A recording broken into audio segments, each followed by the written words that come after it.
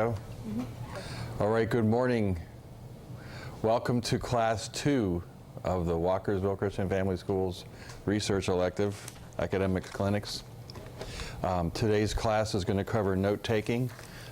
For this particular class, let me start out by just reminding you what was due to me today, and the list is probably the longest list of little details you have, but making sure you have read the textbook for today, plus your brainstorming on your topic using some form of paper. I've got most of your papers in here. There's one example of brainstorming here, and we also have the 7 limiting questions that you're supposed to use to try to reduce your topic to some key areas.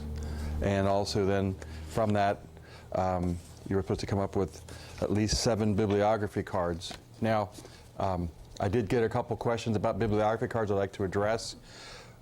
You don't need to have the book in your hand if you're ordering the book over the internet from your library, because the information that you need to find the book is what's on the internet, and that's what goes on the card. So don't fall into the accidental mistake of thinking that you have to have the book in your possession before you can create a bibliography card. The reason for a bibliography card is to give you quick reference to a resource that you have, and then when you have it, you'll use it, and when you don't have it, you'll know where to get it if you need it. And then, of course, bibliography cards are to be arranged in an order. It's a random order. Usually the first book you find and you like, you put the letter A, and you associate each book, each item that you put on your bibliography card with a capital letter. That makes it easy for your process as you do your research. So that's what's due today. And not only were you to do this, but then you were to do it twice, to do a backup topic. And so there will be a chance for those of you who are here in person to interact with me personally about your particular homework assignments today. And if you're taking the course by video, please email me early and often. Make a phone call if you need to, but I can talk to each of you individually. And remember the deadlines that you have. Your deadline for the class assignments are on the paper that was handed out to you last week. And if you're taking the course by DVD, then you have a separate schedule that you need to keep. And if you need to make an adjustment to that on an occasion, that's okay. Call, get permission, it'll be fine. However, in the very end, the last deadlines are pretty much in stone because they involve me reviewing your paper in a personal fashion, getting it back to you in a timely way so that you can meet the final deadline to have it ready to present at the Family Heritage Expo. Okay, so that covers last week's assignment and homework. Now today we're going to deal with note-taking, and this was a part of your reading assignment from page 29 to 33, and I'm going to want you to actually reread that section as part of your homework, this section. And here are some basic things to remember with respects to your process of note-taking. First of all, focus on the sections of your sources that deal with your topic. And essentially what happens at this particular point, I use these cards that you produced for me today. I use these cards for the very process of research, okay? So what you have is your limiting questions and then a brief thesis outline of your topic. But what you have in that limiting, by the way, just for your information, the textbook suggests that your initial outline should contain Roman numerals, capital letters, and Arabic numerals that deep in terms of the process of doing your research. That's not my approach at all. I do not want you to have several layers of information. What I only want exclusively for your thesis outline is the Roman numerals, period.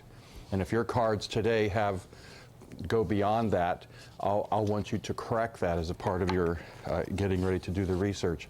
And here's basically why.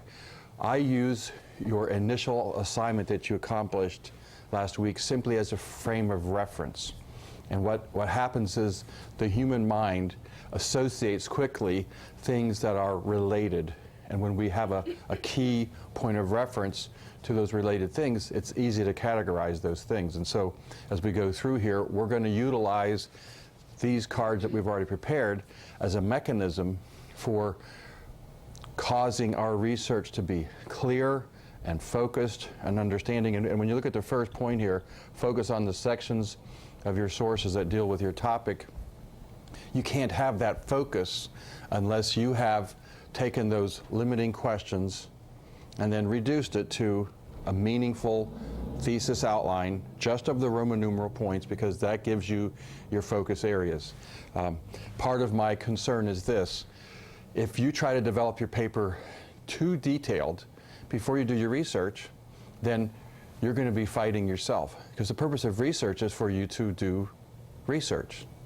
And it's hard for you to collate and organize and summarize research if you haven't done any yet. So the whole purpose of your thesis outline is essentially to create baskets, if you can think in a physical term. Each Roman numeral is like a basket where certain focus areas of your topic are going to be placed. And so as you do your research, you only have to worry about that initial basket. And so if you happen to have followed the book's guidelines, I'm not going to penalize you for doing it in the fashion that the book asked you to do it. I'm just going to ask you to correct it and do it in a simpler fashion. That way your research is going to be a little bit more practical in the process. But what we have at this point is research becomes a very simple process.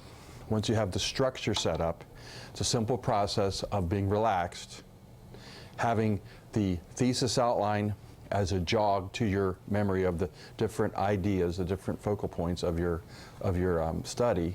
And then as you do research, having those limited ideas will jog your focus as you're going through the material, as you're going through the textbooks or the magazines or whatever you're using as a source. So at this point, that's really what you're trying to do.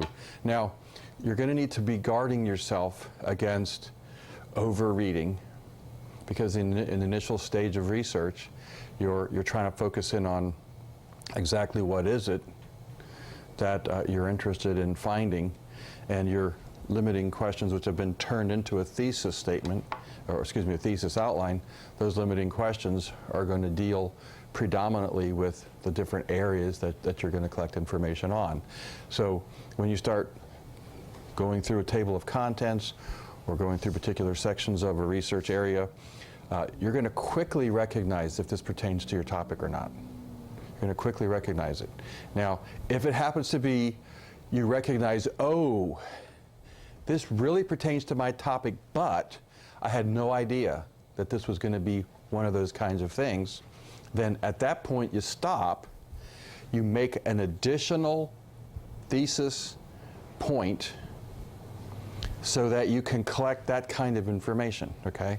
And so you create, and let's say you have Roman numerals 1 through 5, well, you go ahead and add a Roman numeral 6, and you make that particular thesis question that will draw that material out so that you can utilize that material with respects to your topic study, okay?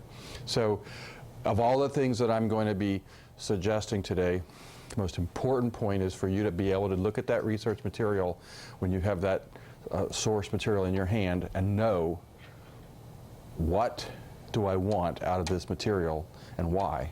And then you're going to collect it, okay? Now we're going to collect it in a very precise fashion, very simple fashion, and if you follow the steps that we go through today, it'll be very easy for you to put your paper together in the long run. And this is the main reason why we want you to put your 3x5 cards in writing in a physical form instead of on a computer, because you're actually going to be using a physical process of sorting and gathering. Now, a little comment here: don't refuse to change your view of a subject if your view turns out to be wrong or not the whole story, whatever.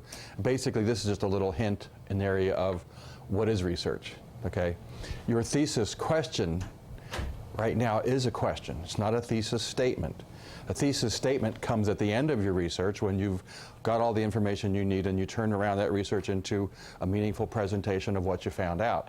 Right now you have a thesis question.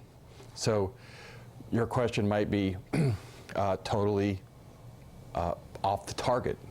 And so as you're doing your research, you're going to recognize, oh, well, my whole idea is wrong, and you're going to get a different dimension, a different focus to your topic. And of course, basically, the main thing, if you're researching something and it happens to be a little bit controversial, there's always a temptation with controversial types of research to have a predisposition to a conclusion, and then to kind of twist all of your research in such a way that you're only willing to bring information that would support your concern, and you're avoiding and keeping out of your research information that would be different. The third point here is don't be swayed by every opinion everyone else has written. And I guess at this particular point, it's important for you to understand that almost everything you're going to read is probably, to some degree, someone else's research project, okay? And an important thing about research projects is understanding that there's a difference between bringing substance or factual information into focus and then interpreting that information. And frankly, no matter what fact you bring into focus, there has to be an interpretation, there has to be an explanation. Some form of understanding is going to be formed out of that particular fact. And so when you're reading somebody else's research, you've got to watch for that. Here's the conclusion they're drawing, but don't you just take their conclusion. Ask the question, well, what caused them to reach that conclusion? What was the information? And is that information brought into the foreground in a meaningful and adequate fashion? That begins to make you a true researcher, because you're looking back at their source facts and then evaluating what conclusions they may be drawing. And you may draw a different conclusion. And there are topics such as evolution where we can put the same fossil on the table, and because we have different prejudices that we bring to the table to look at that particular fossil, we may make wildly different inferences and applications and estimates on what that fact actually means, and its sheer opinion. I guess a common thing that I want to make sure you understand, you're really not collecting opinions. You're really trying to collect information, and then you're analyzing that information, and you're attempting to draw meaningful conclusions from that information. And when you have to give an opinion, it should be clear that it's an opinion, and then you should present it in, these facts point to this conclusion because of these reasons for me, and then you're clear with what your opinion is. And that's how you should read somebody else's work also. In terms of the little concept here, aim high, the main idea is the biggest difficulty you will have is a failure to get adequate information. In other words, you do your research now.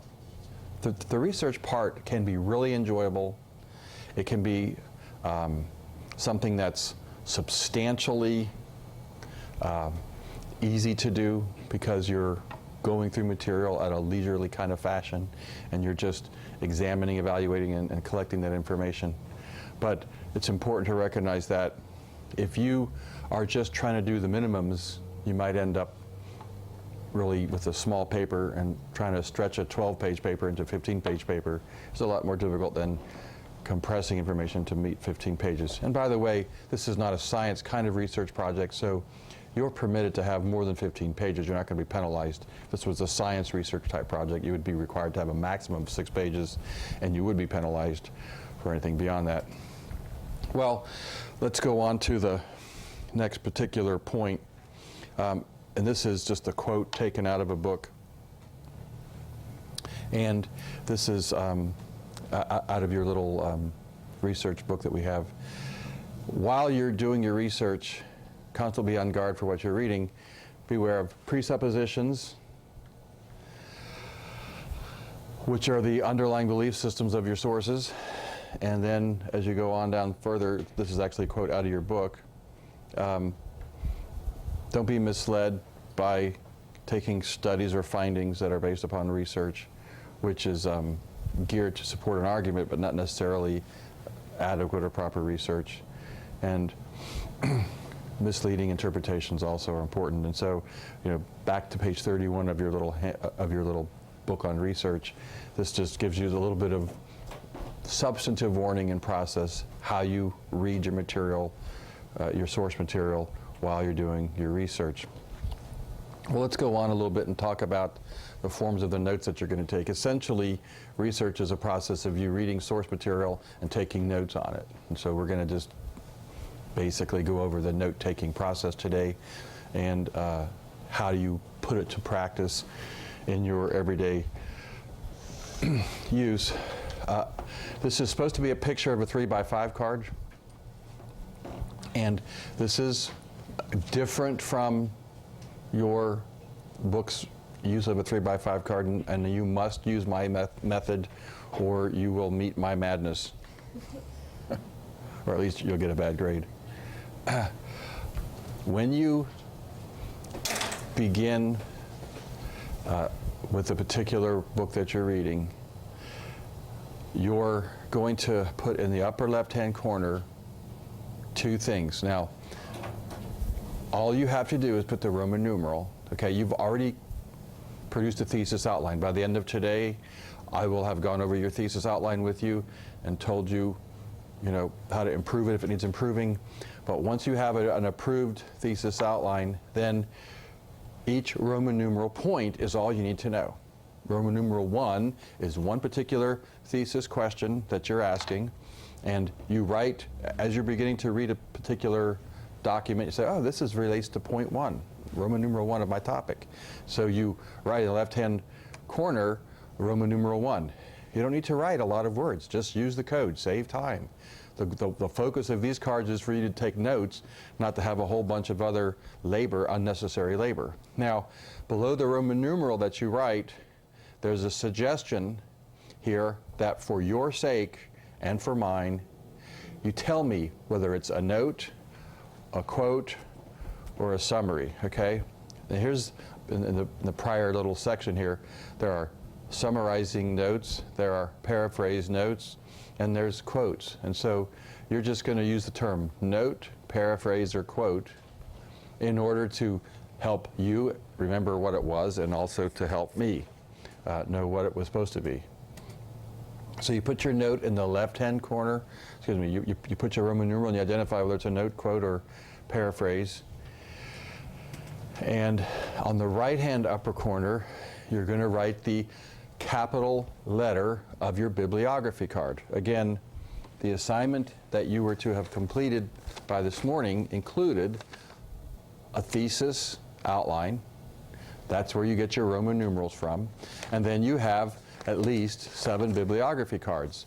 Each bibliography card has a capital letter on the right-hand corner marking which reference that is. That's all you need. If you're using this book, you can refer in your notes to yourself, that's book G. It's all you need to know. It's resource G.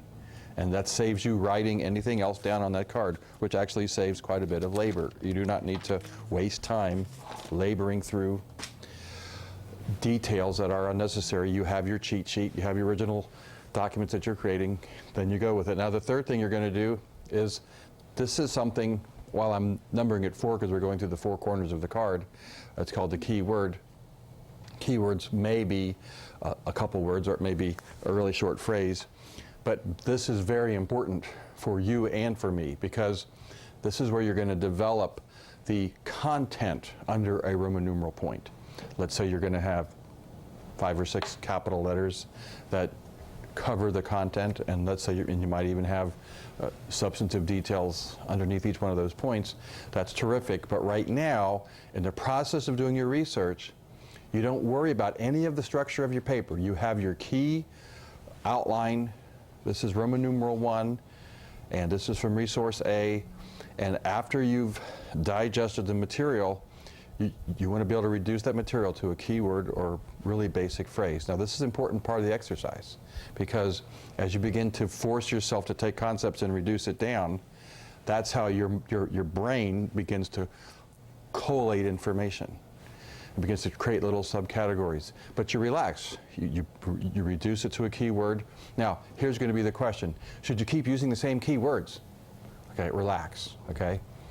Yes, you may use the same keywords if you remember what they are and if you think that it applies. But don't panic and don't feel like you must use the same keywords. It may be that you're like me. Every time I read something, I think of a new word, and I can't think of the same keyword twice. It's all right. Relax. Get the keyword that best describes that content on that card, and later when you're collating, you'll be able to recognize keywords that are similar, and you can reduce them to a more common denominator. And then the fourth thing you have in the fourth corner is you just put the page of the source material that you got that information from. So if you look at that, that is very simple outline of how you handle your card. And then the fifth thing, the final thing is you're going to reserve the body of the card for a note or a quote or a paraphrase. And and you're going to save that. Now, the book said use 1 point per card and try to keep your material to the front side of the card, okay? Now, I've been a little bit stricter than that over the years. They said, if you can't, use the back, but don't use the back, but if you do use the back, then put the word over so somebody will flip it over. Or use another card and staple it together. Here's my concern, especially as at a beginning research type class. I've found by constant experience, the only people who take up more time, who take up more space on a research card are people that are not digesting the information adequately and coming up with the different concepts, okay? It's very seldom that you have any great need to have a lot of information on a card that would take up the front and back or two cards. In fact, I don't know really of any occasion that you would actually have to do that. So try to stick to using the front side of the card only. I know, Nancy, you were always causing me trouble and not listening to me, but You told me. it kind of depends on the type of research that you're doing, how long your quotes are. But let me explain something to you, okay? Your front note or quote or paraphrase, it's real crucial for that to be precise and complete. Okay, precise and complete. And if the concept you have is precise and complete, but you're not quite sure that you'll fully remember it, then you can flip it over and give yourself a little bit of additional card space to give some context to it. But it's very likely that if you have a lot of words on one card, you most likely have more than one content idea, and you would better use two cards to cover that information. Now, let's talk a little bit what it means to create a summarized note, okay? Here's just using Noah's Webster Dictionary. To summarize is to reduce into a narrow compass or a few short words, brief, concise, summary statement of arguments or objections. So you're summarizing the key points in a particular discussion, okay? Now, summary, let me just, we're going to have a couple examples here for us to look at. And summary really means to take the exact quote and then to digest it and to repeat it back in a summary fashion so that the high points are found. One of the mistakes that you can make with a summary, though, is that you can be thinking clearly about what the research is saying, but when you summarize it, you're depending on a few vague words to remind you of the detail that you read, and that'll never do for a research paper. You'll get to your research paper and you'll look at this card and say, what does this mean? Because there's nothing there, there's no substance, there's no content, okay? So it's the key arguments, it's the key objections, it's the key statements that you found that bring out. It's the connection between what you write in the summary and your key word it's almost like the keyword's a title for this discussion, but this discussion helps explain that in a meaningful fashion. Again, it's just in case I haven't said this, I'll try to say this 1,000 times, but always reserve one card for one concept. One card for one concept. And when you're reading something that's well written, a paragraph may have 3 or 4 significant concepts, and it may get developed in a later fashion. But pay attention that you're focusing on each card with one idea or one concept, because that's important in terms of process. Now, the difference between a summary and a paraphrase is that a summary takes the content and summarizes it in terms of its essence and substance, whereas a paraphrase is not an exact quote, but it comes close to saying it in a way that more like fits into the flow of your thought process. And there will be some question raised when you understand plagiarism and the necessity of quotes. Usually a paraphrase will require you to use quotation marks as if it's a quote. Now, to quote is a little bit more specific. You're going to cite as if verbatim, but if you look at it a little bit more carefully, you're going to adduce the passage as from an author and speak from the author's perspective, so that you're relying. I will say that, just for your side note here, adducing is more like paraphrasing, but quoting has a greater meaning of word for word repetition of what the author said. And and it might just be a key phrase. You might have a summary point.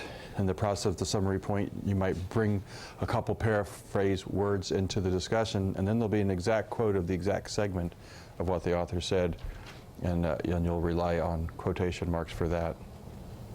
Now, what's the difference between a note and a quote? This is where you have this handout that probably, if you don't have this in front of you, you won't be able to read the fine print on the handout that I gave you with the class notes. But essentially, I'm way behind on my note flipping here. Yeah, it's impossible to read that. So I gave it to you a little sharper form. What this actually is a lengthy quote from a segment of a book just for illustration, okay? So it's taken right out of context of the book from page 90. Now, when you read through that whole discussion, this is actually a pretty useful tool to give you an illustration of what's going on. You have 2 substantial paragraphs with several major points in it. And in this discussion of the major point, there are several things that you can relate to. So let's just kind of keep this in our left hand and looking at the note cards there on the page. If I used the quotation technique, okay, I would mark my card, Roman numeral 1. Underneath it, I would write the word quote. I'm using resource A. The key word for this particular note is double revelation, and I'm taking it from page 90. Now at this point, actually I should have pointed this out as I did the thesis outline, point number, bibliography card reference number, the keyword in the left corner, and the page I got it from on the right. And then, whoops, let me back up. Then I actually have the quote. Now in this particular case, it's a verbatim, word for word quote, and you can find that quote from the specific text that I gave you, and that's basically the last sentence of the quote, okay? But what you're doing at this particular point is quoting an author's conclusion, okay? And so this is bringing someone else's conclusion of a matter in the point of discussion. Now, this is what a quote card would look like. Now, if you were going to do a summarized note, there is a mistake here. I'm not quite sure why.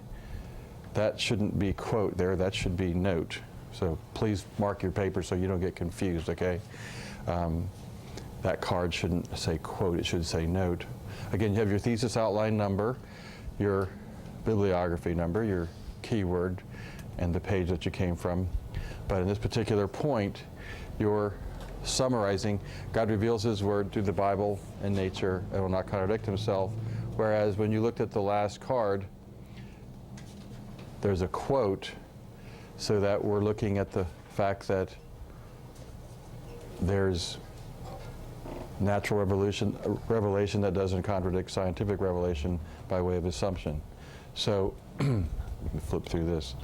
Now, at this particular point, you're going to wonder, why did all of a sudden you bring up this comment about an outline that's going to have quotes in it later? And I just want to make a comment, okay? This is just a look ahead, okay?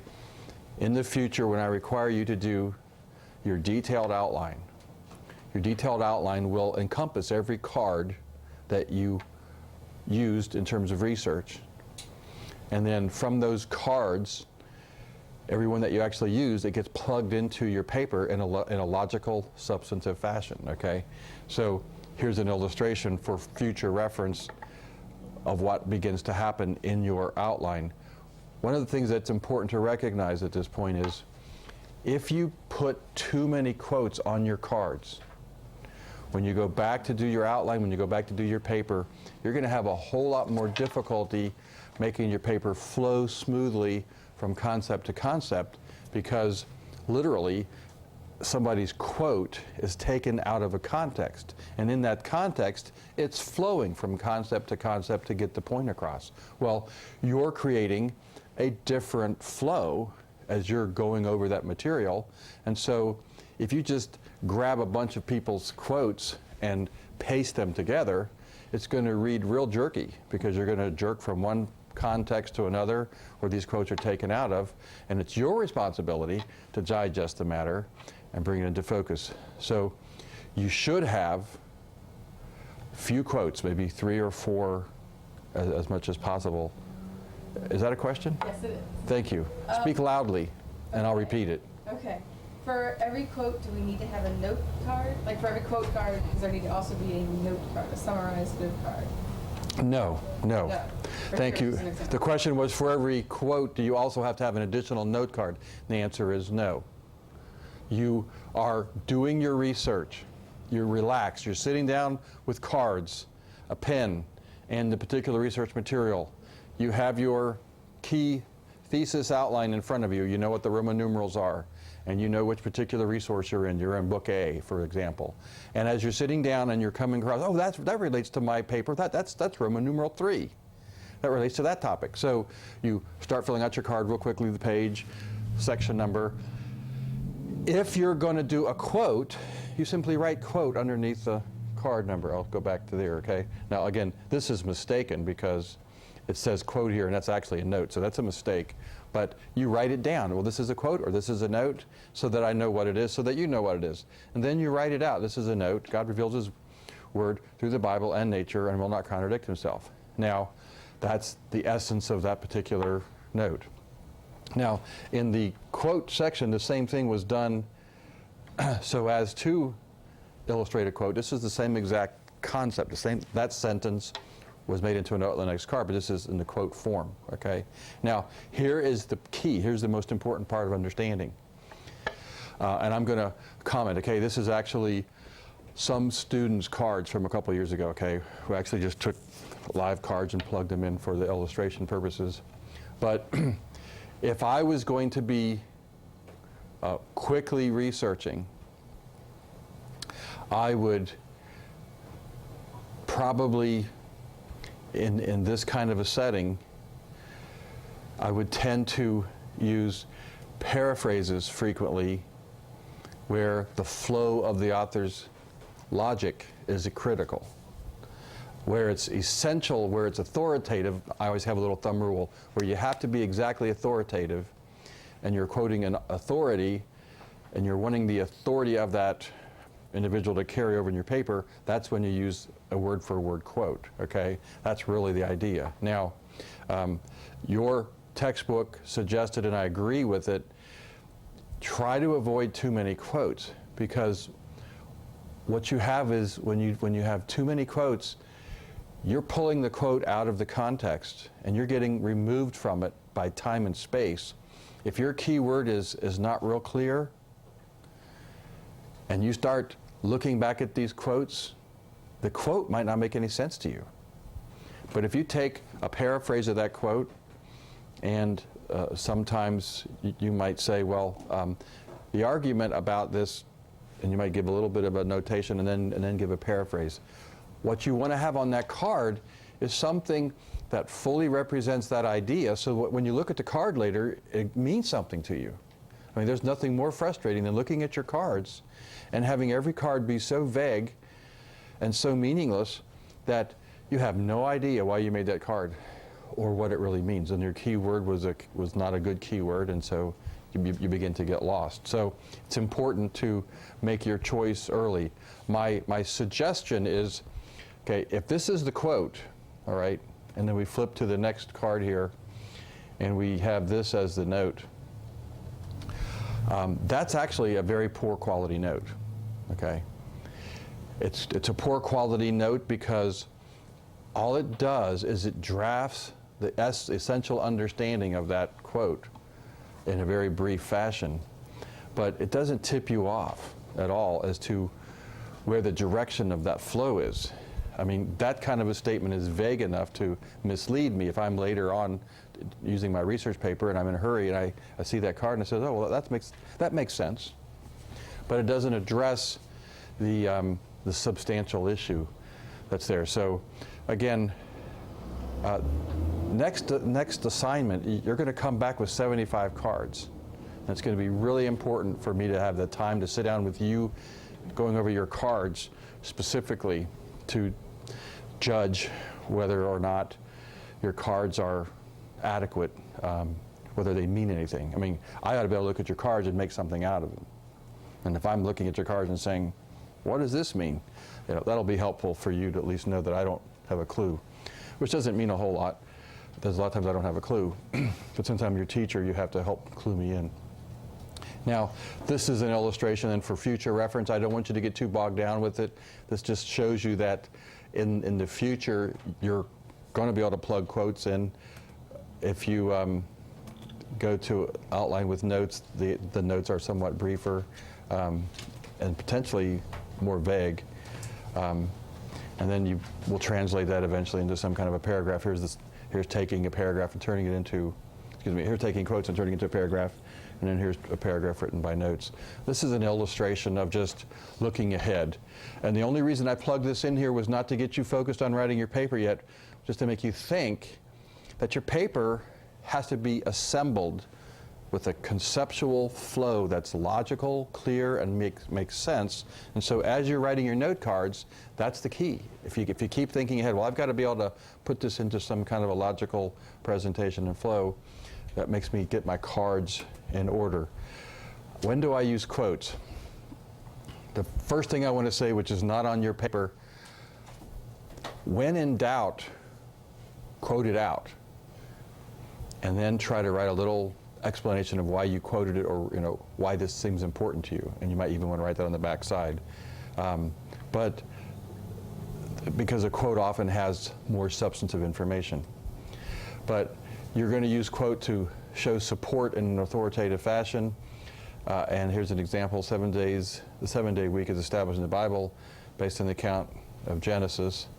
And then it gives a specific quote in the context of that as an illustration of authority. And that kind of shows you the support, the authoritative support for your statement from a substantive quote. So this is a real good illustration of why and how you would use a quote.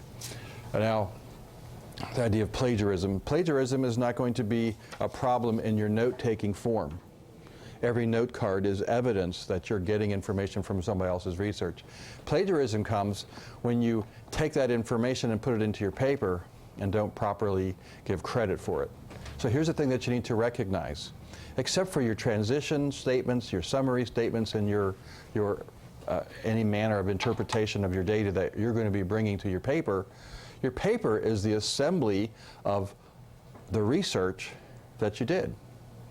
That came from specific books, and the ideas came from specific people. And so, therefore, in the context of writing your paper, every time you use a note or a quote or a paraphrase in your paper, you're still going to give acknowledgement of that using the proper MLA form in terms of footnoting, which we'll teach in another class. But so just remember one thing, that plagiarism is the chief crime that you can commit, and many colleges expel students for one act of plagiarism because it's a very serious matter that we recognize the nature of research and giving credit for where we got our information. Now, here's the thing that you want to understand, okay? We began with your thesis question and your thesis outline based on some limiting questions. And you think that you have a direction that you're shooting in. However, as you begin to do your research, the very fact that you're doing the research is going to change the shape of that dynamic. So these things, the thesis question may get changed by the end of the paper. Your limiting questions also might be changed. You might discard some, you might add some additional ones, and your thesis outline will have some substantial change by the end. One of the things that you're going to find, and this is not really a point that we're going to be able to deal with a whole lot, but just pay attention as you're doing your research. You have 5 points on your thesis outline and you're doing your research. When you're done, you have 70 cards on Roman numeral 1 and you have 3 cards on Roman numeral 5. That's not balanced because your 5 Roman numeral points are going to be substantively equally balanced parts of your paper. So you're going to have to redo the structure of your paper so that the balance is in there, and we'll talk about that later. But the reason I'm bringing that out is if you do your research well, and especially if you take the time to reduce that note or your quote or your paraphrase, to reduce that with a precise keyword or tiny little phrase to get the essence of that content, you're going through the mental gymnastics of sorting information, and it all goes back into your brain, gets tucked away properly, and in the end, you'll take a hard look at your data and you'll reorganize your paper. So what we're using are these are for tools to develop your research, and we'll do the fine polishing later on. Nothing's in submit yet. So at our next class, I want you to have 2 things accomplished. I want you to reread the section 29 through 33, which is basically the discussion on doing your research. And then you're going to have a minimum of 75 cards turned in. I do want to point out that our next class is less than 4 weeks from now, okay? If you look at your calendar, I hate to put it on DVD because it's only true this year, but your next class is going to be November 10th, which is not too, so to get your research going. If you don't have the bibliography, if you don't have the textbooks in your hand, you want to try to make that a big priority. If you get through this weekend, make sure you have some books in your hand by Monday, even if you just have 1 book so you can begin doing some of that research. Okay, are there any other questions that would be useful for your own particular pursuit, or people sitting on the DVD that won't be able to ask a question? Workshop is in, this is workshop was it? Yeah, okay, thank you. This next class, actually I'm using old overheads and didn't modify that properly. Yeah, our next class is the 10th here. And if you're taking this by DVD, your next class is the next DVD, whenever you get to that. Any other questions? Thank you. Okay.